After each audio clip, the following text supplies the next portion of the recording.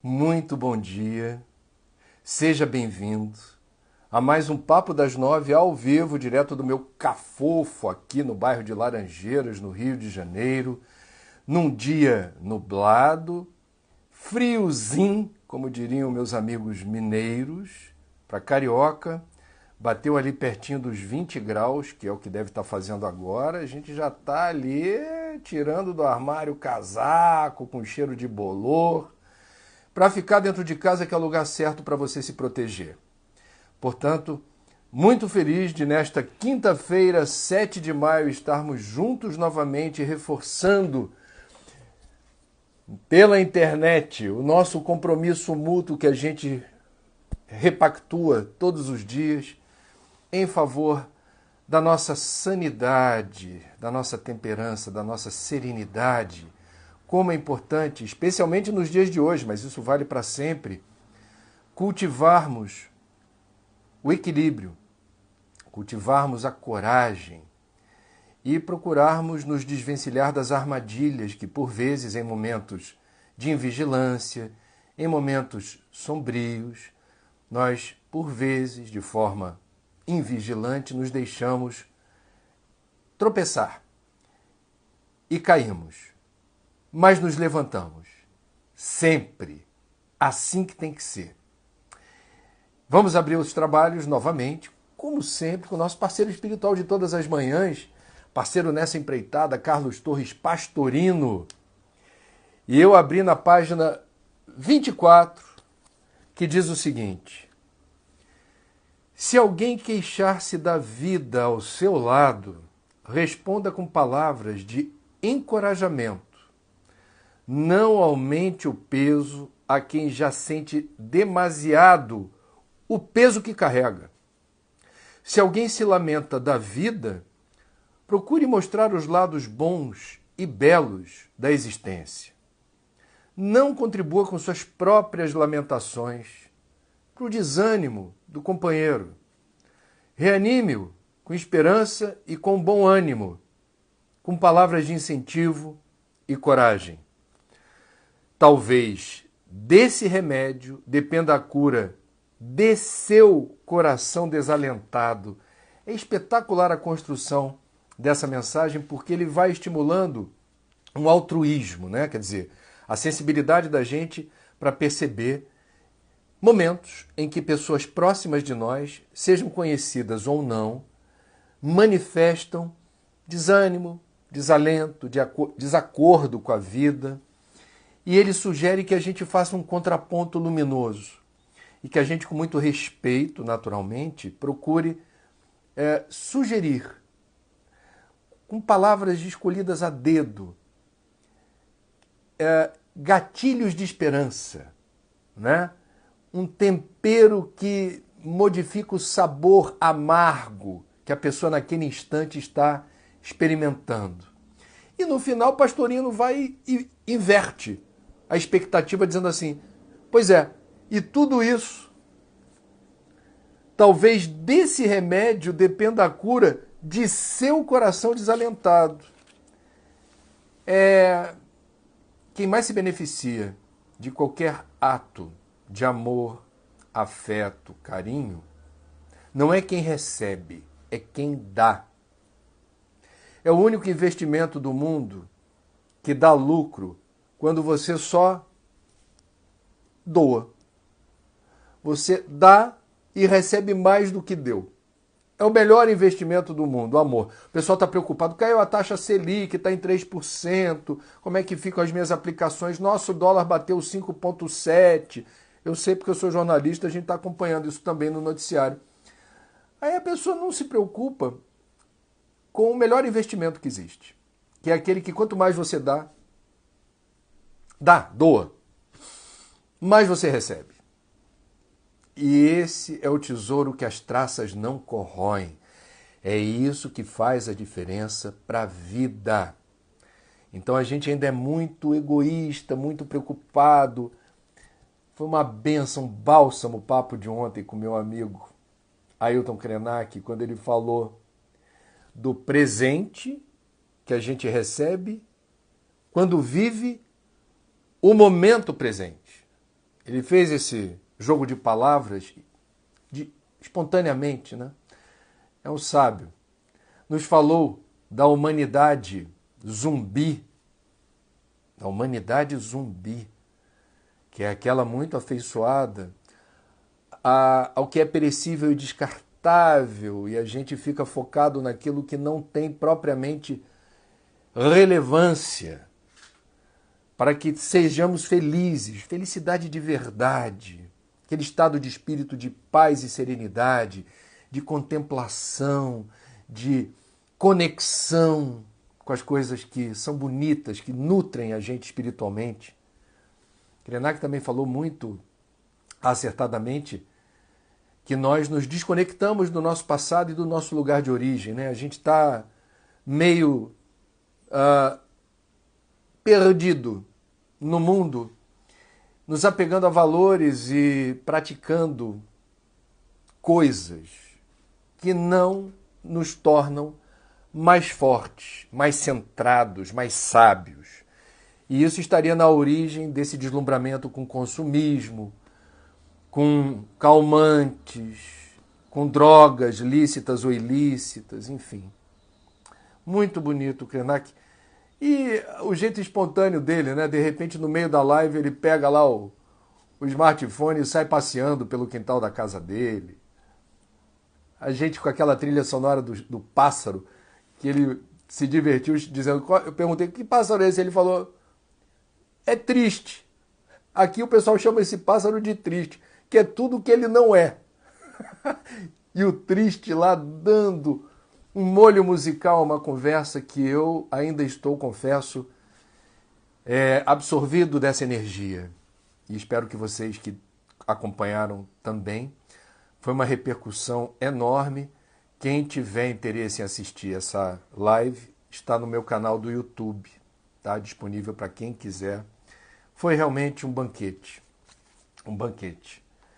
Meus amigos, a indicação de bibliografia hoje, de livro, para você ler e aproveitar a quarentena para ter uma melhor condição de navegabilidade nesse planeta, onde não somos passageiros, somos tripulantes. Essa é uma diferença importante.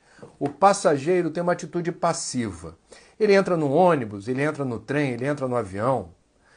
Ele está ali sem fazer nada, ele senta e espera a viagem acabar. Ele é passageiro. Nós não somos passageiros do planeta Terra, nós somos tripulantes. Significa o quê? Nós temos algo a fazer que é determinante do rumo dos acontecimentos. Então, muito daquilo que na nossa passagem pela Terra nós fizermos ou deixarmos de fazer, será determinante da qualidade de vida de muita gente e do planeta que nos acolheu. Não somos passageiros, somos tripulantes. O livro, eu sou fã desse livro. Esse livro me acompanha em algumas jornadas de palestras espíritas. E ele é assinado por Joana de Ângeles. Chama-se Após a Tempestade, psicografado pelo médium Divaldo Pereira Franco, de feliz aniversário atrasado, mas no dia do aniversário eu consegui mandar para ele uma saudação. Esse querido médium baiano que fez, no ano de 1974, a psicografia desse livro que hoje cai como uma luva para a gente. Como o nome diz, após a tempestade. Se você quiser substituir tempestade por pandemia, dá no mesmo. Aliás, o primeiro capítulo do livro chama-se Calamidades. E eu peguei um trecho aqui, um parágrafo, que mostra exatamente um trecho em que Joana discorre sobre situações adversas que a humanidade periodicamente enfrenta e qual seria o sentido espiritual disso. Diz ela, num dos parágrafos, tem um texto inteiro aqui. Algumas outras calamidades, como as pestes, Os incêndios, os desastres de alto porte, são resultantes do atraso moral e intelectual dos habitantes do planeta, que, no entanto, lhes constituem desafios que de futuro podem remover ou deles precatar-se. A Joana tem uma forma de se comunicar muito... Ela tem esmero, é um esteta da palavra, muito sofisticada. Mas a ideia está muito clara aqui. E já falamos muito disso. O acaso não existe quando ocorre qualquer problema que aflige a humanidade com dor e sofrimento. Isso deveria ser entendido como um chamamento à razão, à ética, à necessidade da gente corrigir o rumo, aprender com esses desafios. E o capítulo 3, que é o meu favorito, chama-se Poluição e Psicosfera. Esse capítulo, eu peguei trechos para publicar, ele me inspirou um dos capítulos do livro Espiritismo e Ecologia. Esse é o livro mais ambientalista de Joana de Ângeles. Ela chama Jesus de o sublime ecólogo e fala que a poluição visível tem origem no plano espiritual. O desapreço que a gente tem pela vida, pela terra, a desimportância que a gente atribui aos outros e ao planeta que nos acolhe, explica, por exemplo, o ato banal de jogar lixo no chão. É muito interessante a reflexão que ela faz. Poluição e psicosfera. Uma psicosfera intoxicada, obnubilada, quando a gente está muito travado, desconectado da verdade universal, do que significa a vida, do que significa a morte, do que significa a nossa passagem por esse planeta, nós agimos de uma forma displicente, eu diria desrespeitosa, para com a vida. Por exemplo, jogar lixo no chão. Tem gente que diz assim: filho, joga o lixo lá fora. Joga o lixo lá fora. Não existe lá fora. Joga o lixo longe. Não tem longe. Não tem lá fora. O seu lixo, ao ser jogado de forma displicente, não tendo a destinação correta, continuará sendo o seu lixo. E continuará contaminando, intoxicando, determinando problemas em algum lugar do planeta onde não há fora. Não tem fora. Não existe fora. Não existe jogar o lixo fora. Ou você dá a destinação correta ou você dá a destinação equivocada. Jogar o lixo lá fora não existe. Ok? Então, Joana de Ângeles nos dá insights incríveis nesse livro, Após a Tempestade. Recomendado para tempos de pandemia. Após a tempestade, porque vai passar. Tudo passa. A peste negra passou, a gripe espanhola passou, o novo coronavírus e a Covid-19 vão passar. E vão passar mais rápido se a gente respeitar a quarentena, vocês sabem. Bom, vamos lá. Sugestão de doação para hoje. Eu fiquei muito sensibilizado com um apelo do INCA. O Instituto Nacional do Câncer, isso vale para todos os hospitais, todas as instituições de saúde que não atendem ou não estão atendendo pessoas acometidas de Covid-19, mas as outras doenças não deixaram de acontecer. E no caso específico do INCA, eles estão realizando uma campanha para que pacientes de baixa renda que não têm condições de comprar fraldas, não têm condição de comprar remédios, não têm condição de se manter, de subsistir diante dos problemas que acometem quem está doente, quem está em situação difícil, continua precisando de ajuda, continua precisando de assistência. Então, sem prejuízo da ajuda urgente, emergencial, em quem por conta da pandemia no Brasil está precisando de alimento, remédio, álcool gel, produtos de asseio e limpeza, é a prioridade? É. Pessoas que necessitam de ajuda para administrar o dia a dia, difícil em função de outras morbidades, doenças e patologias, também precisam de ajuda. O INCA pede ajuda. Quem puder ajudar, entra no site do Instituto Nacional do Câncer e veja de que maneira, eventualmente, pode ajudar quem no meio da pandemia ainda enfrenta câncer. Podemos fazer muita coisa, né, gente? A gente pode fazer muita coisa. O que não falta, e quando a pandemia passar, a demanda de ajuda, de assistência, prosseguirá. Vamos lá? As perguntas que estão chegando.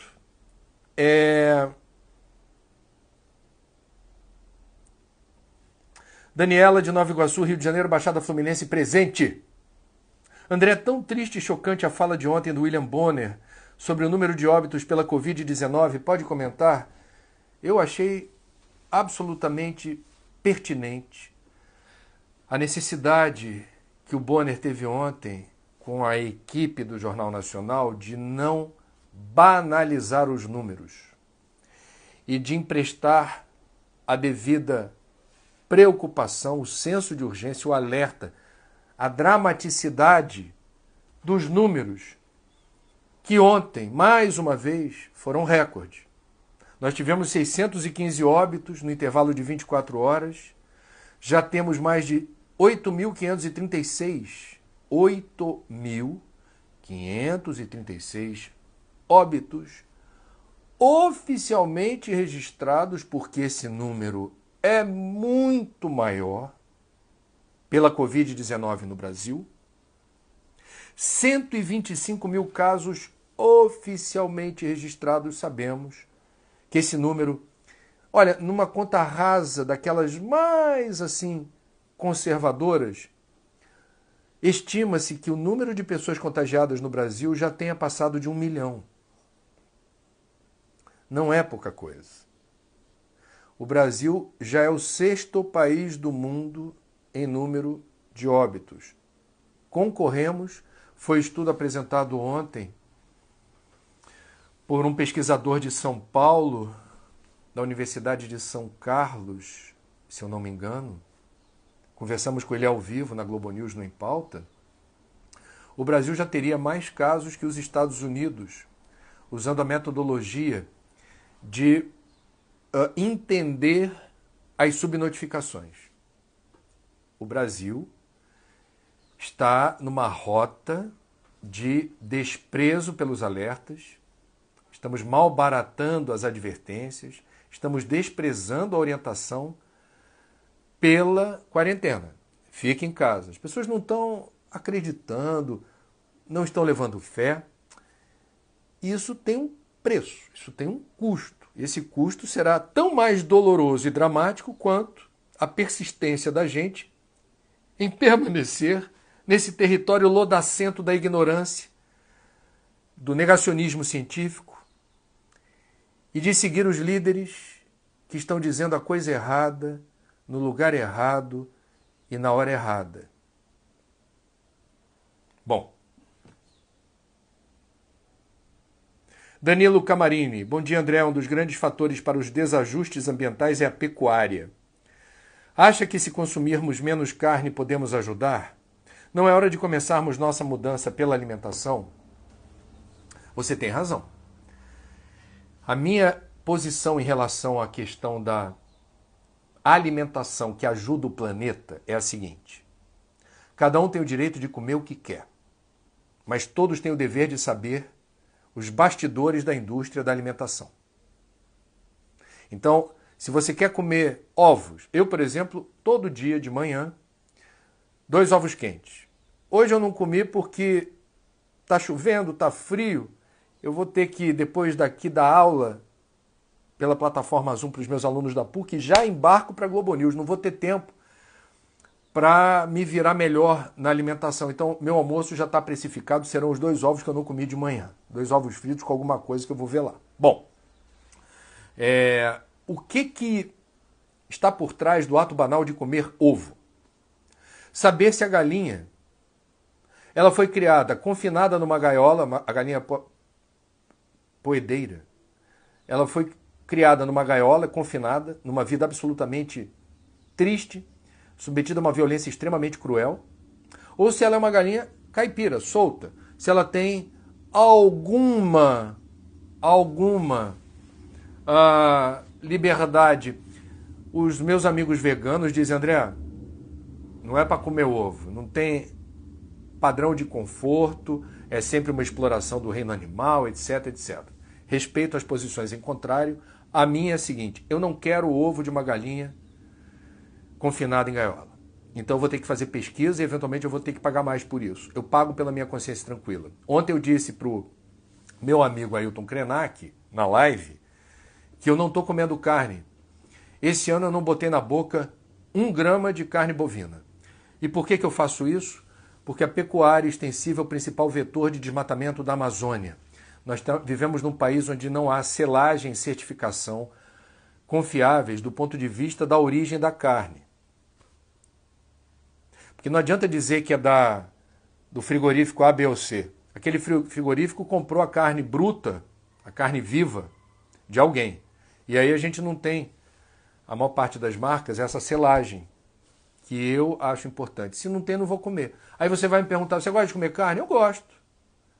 Eu gosto. Cheirinho de carne na brasa, adoro. Aí você vai perguntar, então por que você parou de comer carne? Porque eu posso viver bem sem isso. E o nosso amigo Krenak ontem foi na mosca, falou, por que se alimentar da dor e do sofrimento dos bichos? Essa é uma pergunta que pega. Aliás, para quem está ligado nesse assunto, ontem a minha amiga Luísa Mel topou participar de uma live. A gente está agendando, ela é uma ativista aguerrida, brava.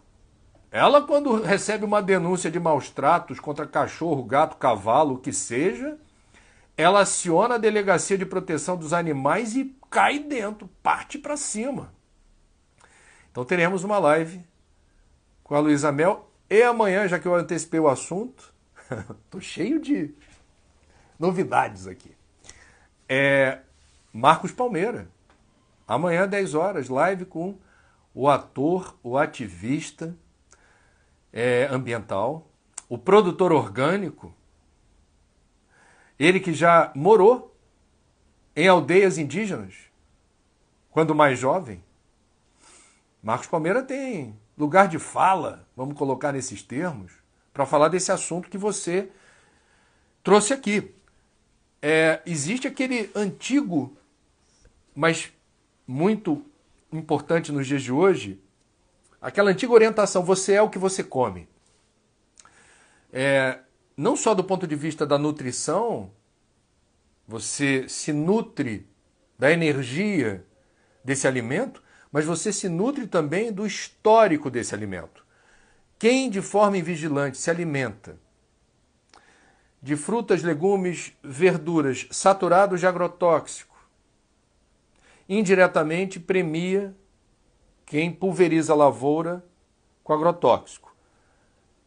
André, mas é caro, orgânico, etc. Bom, a comida com agrotóxico é o barato que sai caro. A gente tem que reivindicar a política pública de acessibilidade a produtos orgânicos e o direito de sabermos, quando vamos ao supermercado ou hortifruti, se o que a gente está levando para casa nos ameaça ou não. Eu tenho esse direito. Sou cidadão contribuinte e não posso ficar refém de uma loteria do veneno, torcendo para o produtor rural lá seguir o protocolo mais básico de pulverização e encaixotamento dos produtos que ele disponibiliza no mercado, no tempo certo, na dosagem certa do veneno. Eu não quero correr esse risco.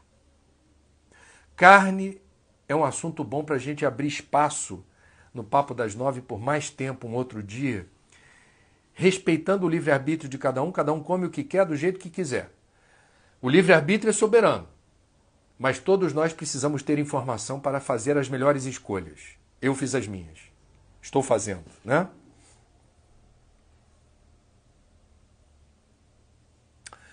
LS Quadros, bom dia, André, tudo bem? Quando você esteve aqui no Amapá e questionou seus anfitriões sobre contaminação dos peixes de Marcapá, teve uma resposta simpática ou verdadeira. Eu fiquei constrangido aqui, por isso que eu ri, porque eu sou, às vezes, um pouco abusado. Então, eu fui convidado pelo Ministério Público do Amapá, de graça, óbvio.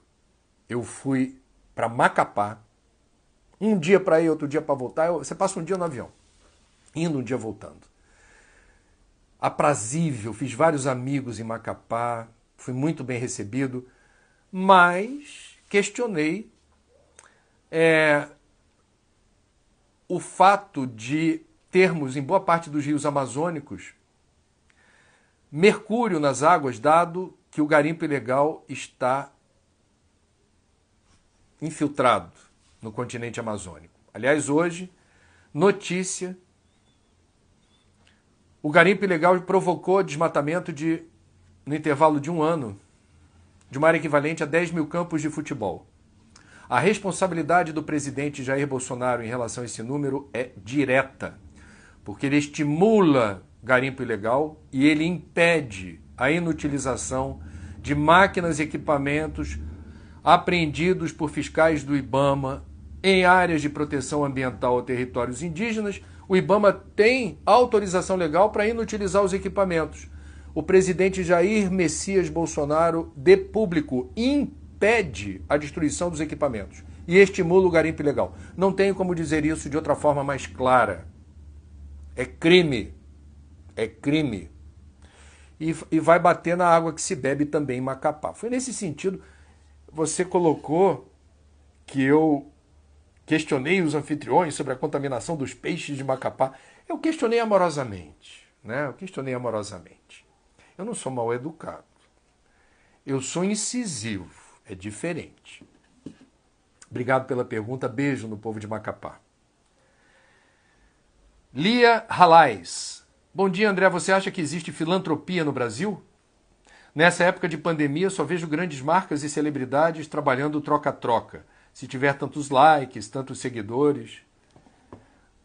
Antes da pandemia, o Brasil já tinha muita filantropia, não entre os detentores do grande capital. Em outros países do mundo, os endinheirados são mais generosos. No Brasil, não. Essa pandemia tem promovido, sim, na minha opinião, um espetáculo. Nós viralizamos, com perdão do trocadilho, a solidariedade. E isso passou ou por iniciativa espontânea ou por constrangimento a também ser visto e praticado por quem tem mais dinheiro. Eu não estou preocupado aqui, quem sou eu para fazer juízo de valor? Toda ajuda é bem-vinda, venha de onde vier, pelas razões que forem. Uma pessoa faminta que recebe uma cesta básica, ela está pouco se lixando se quem deu a cesta básica está com culpa, se quem deu a cesta básica está querendo likes e curtidas. Para quem está com fome e precisa de ajuda, é absolutamente indiferente às circunstâncias que precederam a chegada da ajuda. Agora, o Brasil é um país que tem muita obra social, tem muita obra de caridade, particularmente, se me permite, porque é verdade isso que eu vou dizer. Se todas as igrejas e todas as tradições espirituais têm alguma obra de caridade, alguma obra social, no movimento espírita isso é fundamental. Existe um formigueiro de solidariedade, são creches, escolas, asilos, orfanatos, manicômios, mantidos por instituições espíritas. A ponto de eu ter ouvido certa vez do teólogo, escritor, pesquisador, professor Leonardo Boff, que é católico, ele era da ordem franciscana até sair da igreja. Leonardo Boff fez um elogio público ao movimento espírita, dizendo que os espíritas são obreiros. É muito frequente em qualquer cidade do Brasil onde haja uma instituição espírita algum tipo de vinculação com alguma obra assistencial, né? Então, sim, eu entendo, Li, o que você está colocando assim com uma ironia inteligente dos oportunistas que ajudam para aparecer. Mas, como eu disse, quem está precisando de ajuda agradece, de joelhos, oportunistas. Obrigado, oportunista! Por sua causa eu deixei de ter fome. Tá valendo, não tem problema não, vamos nessa. Rosânia Toriani, bom dia André, você tem conhecimento de como vivem os índios aqui no Jaraguá, em São Paulo? Vamos lá. Eu já acessei pelo menos 2 conteúdos distintos falando dessa comunidade, mas já tem um certo tempo.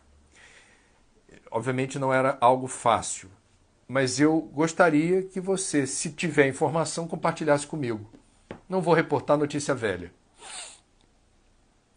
Mônica Fontes, André, sou professora da prefeitura, ela não diz de que cidade. Tem notícias de como ficará o ano letivo? A resposta é não. Por enquanto, o que temos são instituições que se podem oferecer educação à distância. A Pontifícia Universidade Católica, onde eu leciono, promove essa experiência. Depois do Papo das 9 eu vou ter o papo com os meus alunos.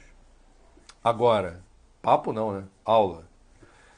Que não é a mesma coisa que uma aula presencial, mas é um conteúdo pedagógico. E eu estou cobrando trabalho, estou cobrando leitura. Tento promover uma dinâmica interativa. Na medida do possível, a plataforma Zoom, ela, como qualquer plataforma, ajuda por um lado, mas pelo outro jamais substituirá uma aula presencial.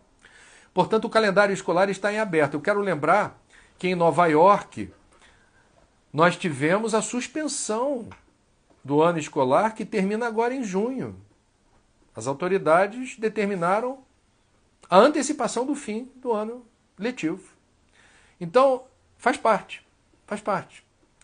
Façamos, professora, o que nos compete, sem estresse e sem angústia. Deixemos que o tempo nos diga qual será a resposta para compensar as aulas que nós não estamos conseguindo dar presencialmente, ok? Patrícia Martins pergunta, o que estamos passando hoje seria uma expiação?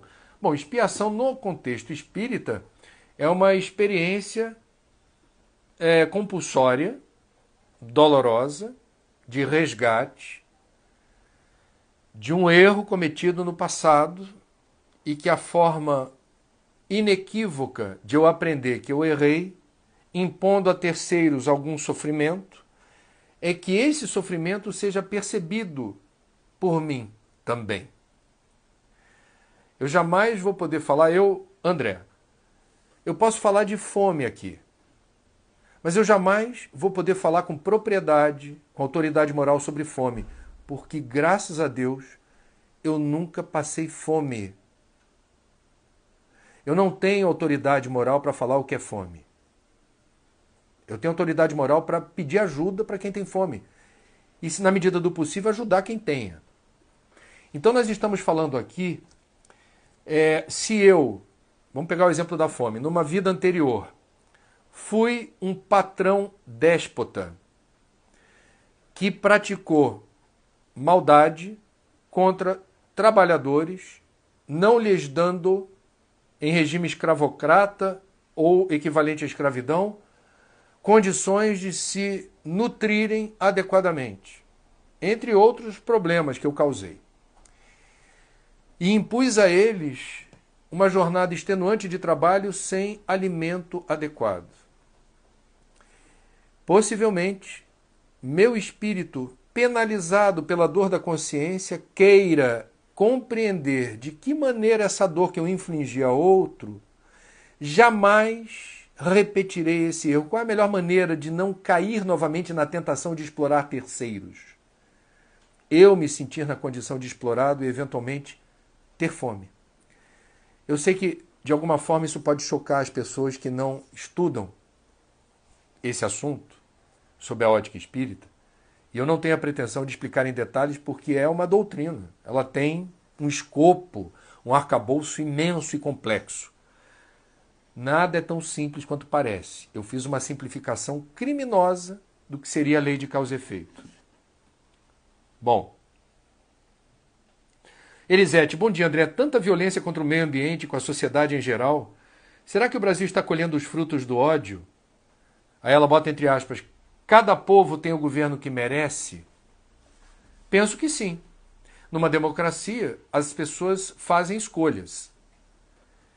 E para cada ação tem uma reação, para cada causa tem um efeito. Então estamos sim colhendo o que semeamos. E, naturalmente, numa democracia, existem ferramentas para tentar, em havendo delito, crime, em havendo qualquer irregularidade comprovada que venha a partir daquele que foi escolhido, a democracia possui ferramentas para depor a pessoa que comete crime no exercício de uma função pública. Então, tudo é aprendizado, para o bem e para o mal. E, se me permite um comentário, isso é uma ideia desprovida de qualquer embasamento científico, relevem. A maioria dos brasileiros não está na sintonia do ódio, da intolerância e do desrespeito. A maioria dos brasileiros não vibra nessa sintonia. E nós temos uma minoria que faz muito barulho. E ela parece ser maior do que efetivamente seja. Então, tenhamos a cautela de não confundir o barulho com expressão volumétrica, ok? Uma cigarra, que eu adoro, se tem um bicho da natureza que eu colocaria no meu top 10, assim. E top 10, desculpa. Nos 10 mais, na minha listinha dos preferidos, 10 mais. Aliás, eu falei top 10, deixa eu me penitenciar, lembrando o Anselmo Góes, eu não trouxe aqui.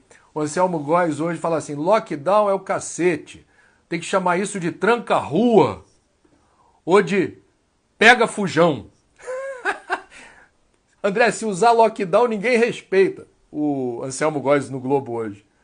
Lockdown, ninguém sabe o que é, ninguém respeita, parece uma palavrinha bonita, tem que ser tranca-rua ou pega-fujão. A cigarra é pequenininha. Uma cigarra numa rua, quando começa a cantar, todo mundo na rua ouve. Ela tem o poder, graças a Deus, de irradiar uma cantoria linda. Toda vez que eu ouço cigarra na minha rua, eu digo, obrigado pela esperança que você me dá. Enquanto houver cigarras cantando, a cigarra é um bioindicador de que a natureza minimamente esteja ali em equilíbrio. Principalmente quando ela canta no período certo do ano, esperado, no verão.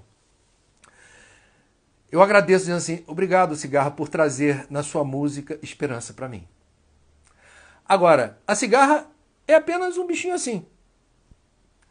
E ela emite um som que a rua inteira ouve. Aí alguém dentro de casa vai ficar apavorado. Meu Deus, as cigarras! As cigarras vão invadir a minha rua. As cigarras estão tomando conta do perímetro. Uma cigarra que traz aquela sonoridade gostosa que eu particularmente adoro, uma causa esse efeito na rua inteira. Fazendo a contraposição para o Brasil, eu não estou falando de cigarra, eu estou falando de pessoas que reverberam ódio, intolerância, desamor, falta de respeito, falta de educação. Não são a maioria, mas fazem um barulho danado. Isso também passa. Opa! Samantha de Doha, no Catar. Papo das 9 está ficando internacional. Tem uns amigos da Austrália também que acompanham, gente lá da Flórida. Quando vocês dizem de onde vocês são, eu gosto muito, se me permite. E Anderson, se mandarem a mensagem completa, acho que você está plugando a mensagem completa para mim dizendo isso, né? Que eles estão se comunicando. Saber de onde vocês são me apraz. Samantha Doha, Catar. Bom dia, André. Como ser ecológica num país onde ecologia é quase nenhuma? Bom, eu já tive com a Cláudia em Dubai. Eu acho que eu entendo o que você está falando. Agora, veja, quem está vivo está em missão. Se você está em Doha, no Catar, qual é a sua contribuição para que esse país seja mais sensível aos assuntos ecológicos? É uma pergunta que eu gostaria de te fazer. E, claro, eu imagino as muitas dificuldades e limitações, mas pensa nisso. Aonde estejamos, com os recursos que dispomos, o que nos é possível fazer e de que jeito, ok? Você não vai ter o poder de mudar a cultura, eventualmente pouco sensível em Doha, no Catar. para os assuntos ambientais, mas você pode deixar sementes. Você pode trabalhar com criança, você pode trabalhar com um grupo de mulheres, porque nessa parte do mundo, mulher com homem, não pode. Quando a gente foi para Dubai, não sei se a Cláudia se lembra, Dubai é um dos países mais liberais dos Emirados, mas eles diziam assim: quando estiveres em público, não dê demonstrações explícitas de afeto. Não abrace e beija a mulher. O camarada pode estar em lua de mel. Se abraçar e beijar a mulher, está lá no livrinho de recomendações. Cuidado, que isso daqui, esse comportamento aqui não é muito bem visto pela tradição e a interpretação do Islã, né? Então eu entendo o que você diz, Samantha, mas olha, alguma coisa dá para fazer, não dá não? Vamos nessa. Silvia Britos aqui, André, você pode comentar sobre o risco de suicídio em idosos nesse período? Perdi suas últimas 3 lives, né? Não sei se você comentou já recentemente. Comentei. Ontem, né? Então, se você quiser acessar, vai lá no canal do YouTube, tá bom? Falamos sobre isso. Lembramos que em nenhuma hipótese o suicídio representa alívio ou solução para os problemas. E eu vou acrescentar para você, porque eu não falei isso antes, em resposta direta a você, considerando a realidade dos idosos. Todas as fases da vida trazem pacotes de aprendizado. Quando a gente ainda é pequenininho no ventre da mãe e nos 9 meses de gestação, são inúmeras as evidências de que, embora pequenininhos, nós já registramos sentimentos, nós já somos capazes de ter a memória do que aconteceu nesses 9 meses. Por vezes registramos o afeto, o amor dos pais ou as brigas, os sentimentos de felicidade ou de frustração da mãe. A terapia de vidas passadas, a TVP, a regressão de memória propriamente dita, traz memórias da gestação quando isso é importante para quem está participando dessa terapia. Tem um aprendizado aí, primeira infância, segunda infância, adolescência, pré-adolescência, adolescência, juventude, e aí a gente vai ficando mais jovem, né? Todas as etapas da vida encerram lições que nós devemos estar abertos para elas. Quais seriam as lições da derradeira fase da existência? Precisamos aprender a lidar com limitações de ordem física. Eu já não enxergo bem, eu já não consigo escutar bem, eu já não tenho a mesma força física de antes. Alguém vai dizer, eu já não tenho mais a virilidade, mas nem isso dá para falar se for homem, porque há pílulas azuis milagrosas que colocam, eu diria, esse aspecto da libido que não se encerra apenas numa relação sexual lá para cima. Isso aí dá para administrar, entre outras coisas.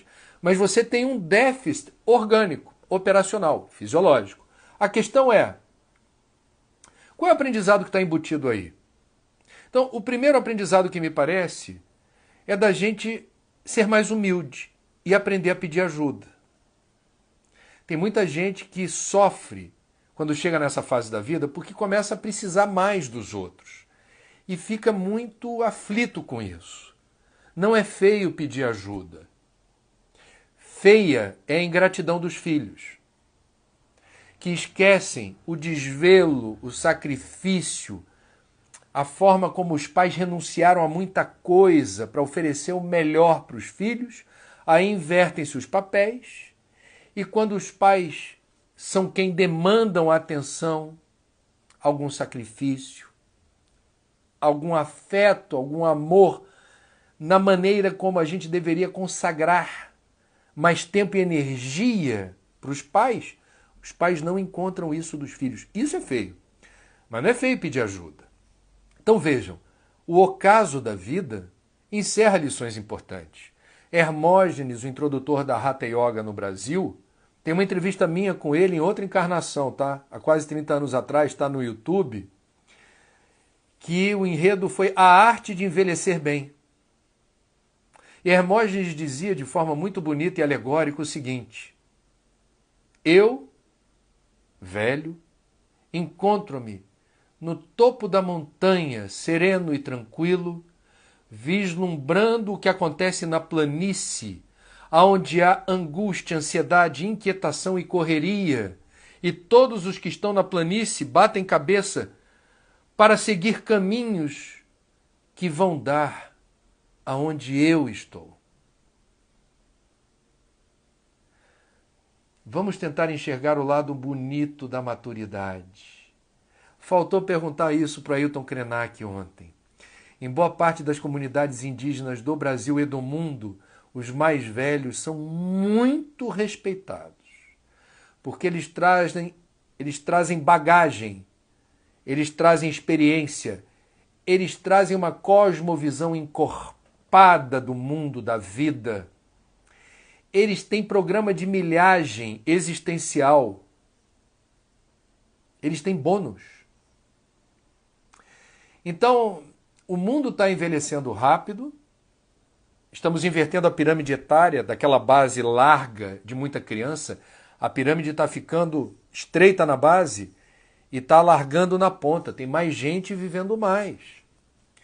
Então, envelhecer não é sinônimo de infelicidade absoluta e inegociável. Envelhecer significa lidar com uma nova fase da vida, como você vem fazendo desde antes do parto, que nos enriquece, nos engrandece, nos desafia positivamente. Falei demais, né? Poxa, desculpa, tem tanta pergunta aqui. Vamos lá.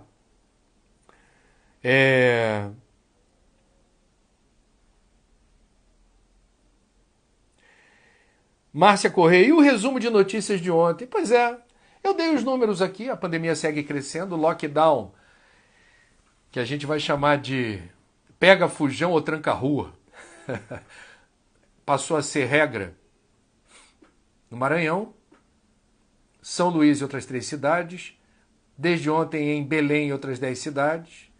Dá-se como certo que Fortaleza, a partir de sexta-feira, vai ter lockdown. Amazonas resiste, Pernambuco resiste, Rio de Janeiro resiste. O prefeito do Rio inventou uma... Vou te contar. O prefeito Crivella inventou o lockdown parcial. Lockdown parcial. Como se existisse meia gravidez. Vocês conhecem alguma meia grávida? Sabe aquela moça que diz para os pais assim: tem uma ótima notícia, estou meia grávida. Minha filha, ou você está grávida ou não está. Lockdown, ou existe o lockdown. Lockdown é, todo mundo dentro de casa, polícia na rua. Se você estiver zanzando pela rua, vai ter que mostrar documentos provando que você é serviço essencial ou deixar claro que você está indo comprar comida ou remédio. Serviço essencial, acabou. E cinturão sanitário, ninguém entra, ninguém sai da cidade. Lockdown parcial é meia gravidez, prefeito. Desculpa, dá outro nome. É um lockdown parcial, não faz sentido. E o ministro da Saúde, já que você pediu notícias, Nelson Tais, ele está sendo criticado pelos secretários estaduais de saúde. Ele já está há 20 dias no cargo e não consegue definir um plano. Ele não consegue compartilhar informações atualizadas de forma clara e objetiva sobre as novidades da pandemia. E como a sociedade, como o Brasil precisa atinar para urgências, alertas, procedimentos, e de que jeito. Ele é sempre genérico, ele não consegue aprofundar. E isso começou a pesar na balança porque já se passaram 20 dias de sua posse. Temos uma questão, portanto. Vamos lá.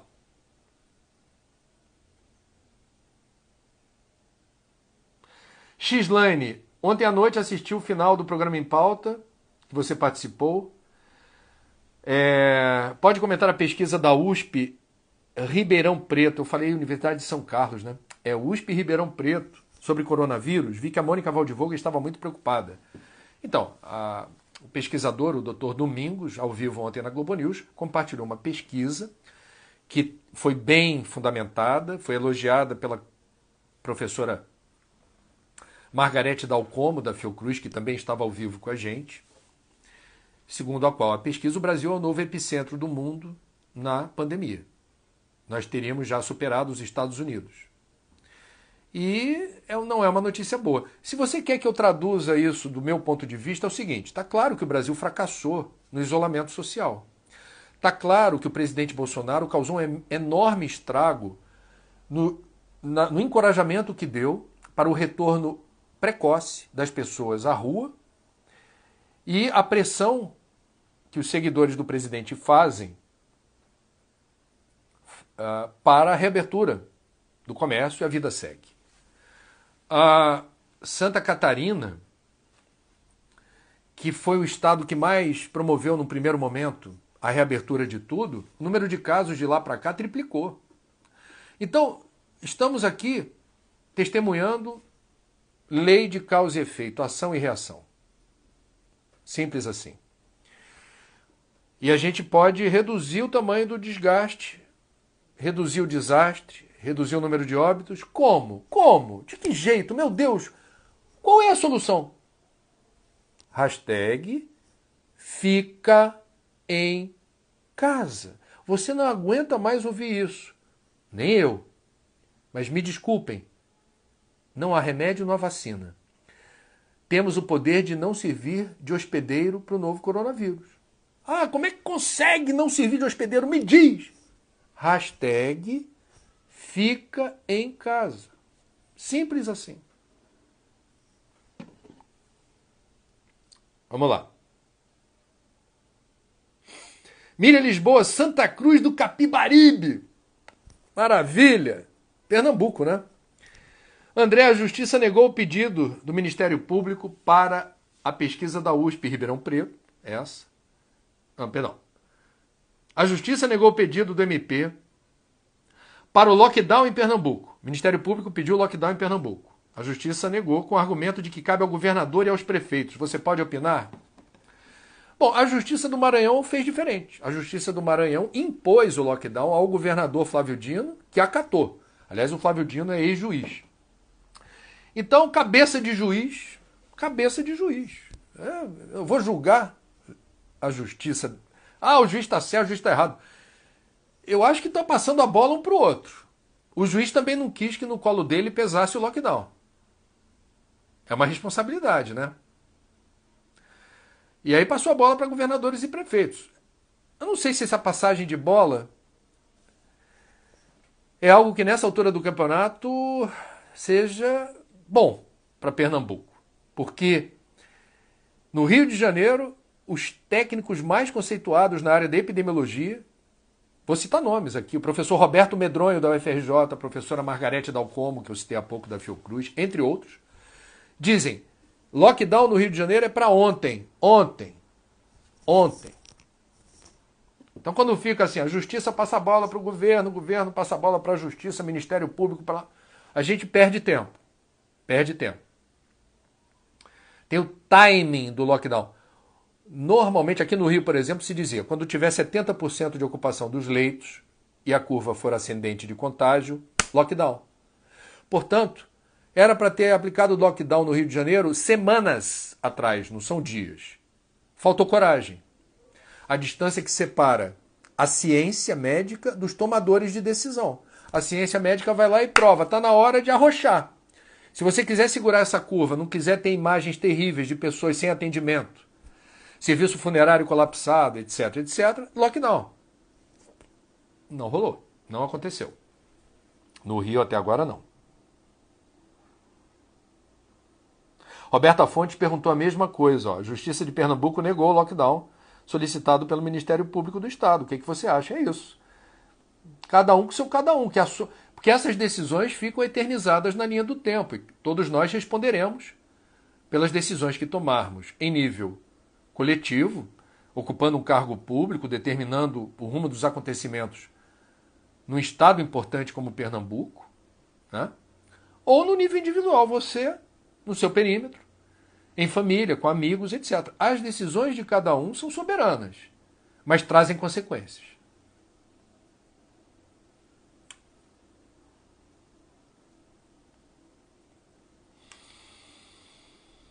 Lívia Martins, André, você acha que o grande responsável pela disseminação do vírus é o egoísmo? Sigo vendo a humanidade preocupada apenas com o próprio umbigo. Olha, vamos lá. É duro a quarentena do ponto de vista econômico. E é muito difícil para quem não tem comida em casa ficar em casa. Feita essa ressalva, que eu quero fazer essa ressalva, a gente não vai generalizar o egoísmo. Cada um tem uma história, tem várias histórias aí. Mas o egoísmo é um componente fundamental para o fracasso do Brasil em respeitar a quarentena.